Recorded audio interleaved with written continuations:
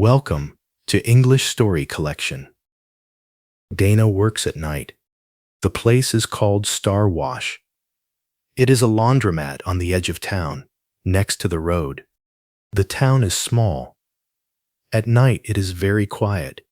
Dana starts at 10 in the evening. She finishes at 6 in the morning. 8 hours. The work is simple. She gives people change. She puts a sign on a broken machine. At 4 she washes the floor. Most of the night she just sits. The laundromat is warm. It smells of soap. The machines make a low, steady sound. Dana likes that sound. It is easy to think with that sound in the room. In the day she sleeps. Her friends say it is a bad job. Dana says it is not. She has worked here for 6 years. In 6 years you see a lot of people at 2 in the morning. And here is what you need to know about her before the story starts. Dana watches people. It is an old habit. She watches them and she decides who they are. At night, not everybody comes. At night, the same people come. There is a taxi driver. He comes on Sundays. He always sleeps in the chair while his machine runs. There is a student. She brings a book. Dana has never seen her open it. There is a woman with a big red bag. She washes a lot. Really a lot. Dana gave them names. Not their real names. Her own names. The taxi driver is Sunday Man. The student is Book. The woman with the bag is Red. It is a game. Dana plays it alone, so the night goes faster. She looks at the clothes in the machine and decides what kind of life the person has. Sometimes she is almost right. Sometimes she is not right at all. That is the thing about night work. You see people when they are tired, and tired people show more than they think. And then, one Thursday, he came. It was 2 in the morning. The laundromat was empty. The door opened, and a man came in. He was about 60. Gray jacket, gray hair. He walked slowly, but not like a tired man. Just slowly. He carried a blue bag, a small one. He said good evening. He said nothing else. He opened the bag and started to put clothes into a machine. Dana looked, and then she stopped. They were children's clothes. A small t-shirt, pants, socks, blue pajamas with stars on them. The man put the coins in, pressed the button, and sat down to wait. He sat straight and looked at the floor. Not at a phone, just at the floor. Dana wanted to say something. She did not. She only watched the machine turn. The next Thursday he came again, at 2, and the week after that, and the week after that, always Thursday, always 2 in the morning, always one small load. And here is the strange part. The size was different every time. One week, it was clothes for a child of about 2. The next week, for a child of about 10. Then small again. Dana saw it clearly. She works with clothes every night. She sees a size at once. A child does not grow 8 years in 1 week, and a child does not get smaller. So there were many children, or the clothes were not his. Dana thought about this for months. She thought about it while she washed the floor. She thought about it in the day when she could not sleep.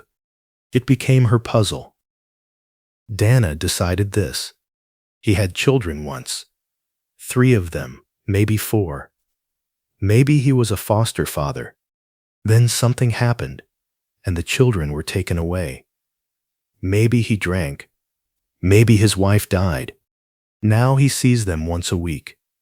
He takes them on Thursday and brings them back on Friday. And before he brings them back, he washes everything.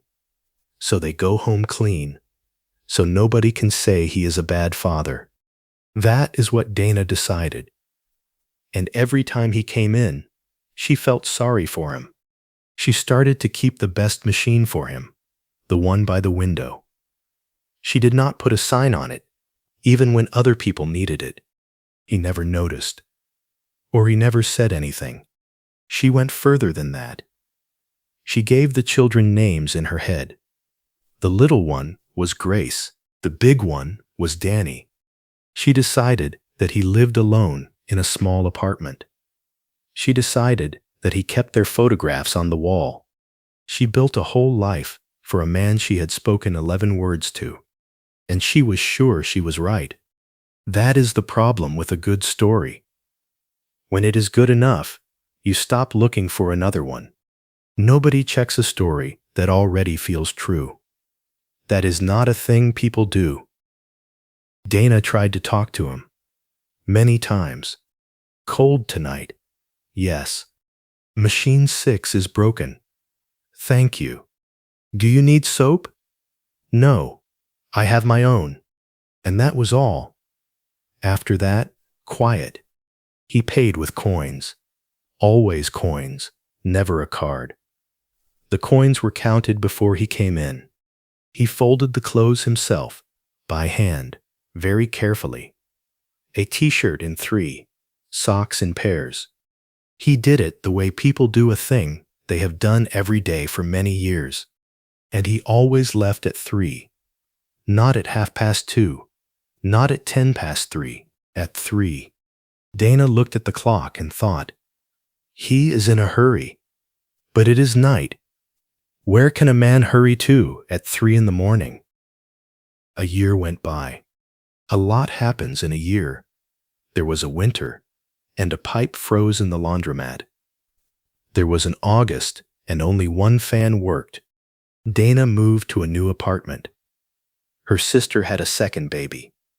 Her mother's old dog died. And the Thursdays went on. 1 week he did not come. Dana waited until 3, then until 4. She was worried. She was surprised how worried she was. The next week he came back. He looked the same. She wanted to ask where he had been. She did not ask. And then she understood something about herself. She waits for Thursday. She is not afraid of it. She waits for it. She never told anybody about him. Not her sister, not her friends. She is still not sure why. There was one Thursday in June that she remembers well. It was very hot. The door was open. Outside somebody was cutting grass at 2 in the morning because it was too hot in the day. Walter sat in his seat and closed his eyes for a minute. Just a minute. Dana thought, he is tired. He works somewhere, and he is tired. She was right about that part. Only about that part. It happened in March. It was 2 in the morning. He was putting very small things into the machine. Very small. Baby clothes. And Dana could not stop herself. Excuse me, she said. Can I ask you one question? He looked up. Are these your children's clothes? The man looked at her for a long time. About 5 seconds. 5 seconds is long when somebody is looking at you. Then he said one word.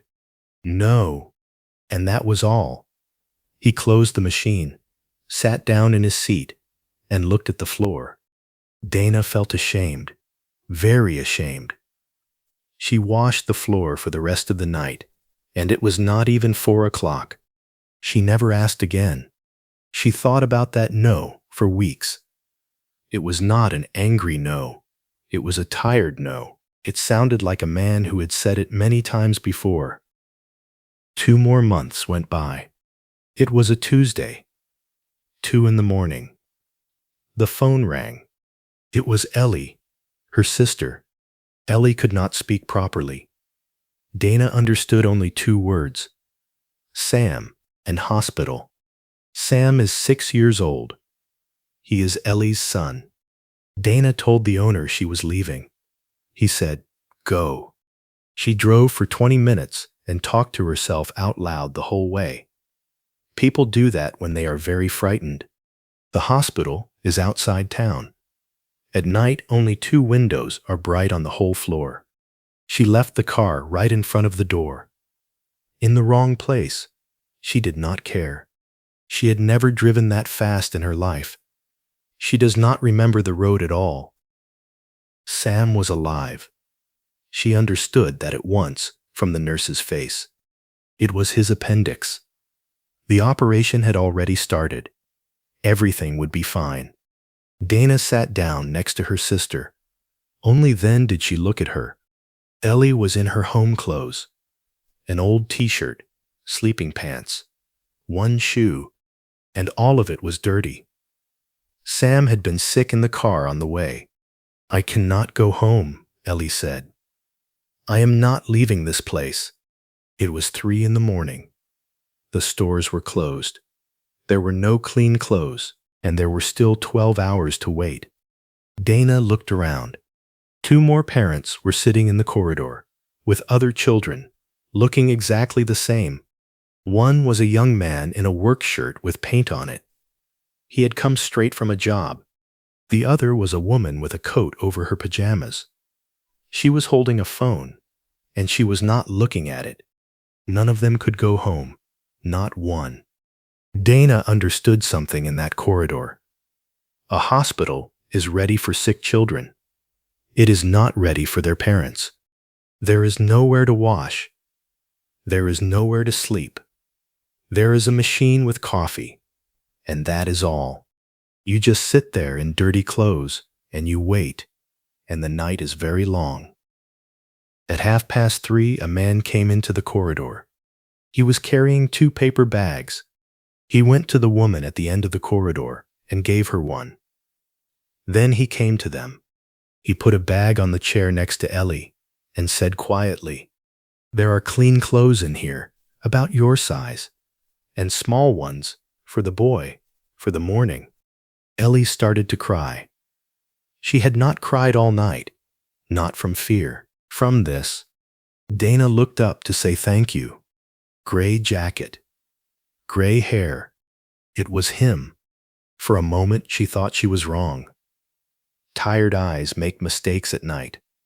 She was not wrong. He did not look surprised to see her. He looked like a man who was working. His name is Walter. He works at the hospital. He is a night porter. He has done it for 11 years. He said it simply, like a man talking about the weather. Children come in at night. Parents arrive in the clothes they were wearing at home. Often the clothes are dirty because the child was sick, and they cannot leave. No parent leaves a hospital while their child is inside. So Walter takes their clothes. He washes them at night in a laundromat on the edge of town. Then he folds them and brings them back. He goes on Thursday because Thursday is his short night. He starts at 6 and finishes at 2. And then Dana understood the sizes. They were never one child's clothes. They were the clothes of every child who was in the hospital that week. 1 week a baby. 1 week a boy of 10. Some weeks both.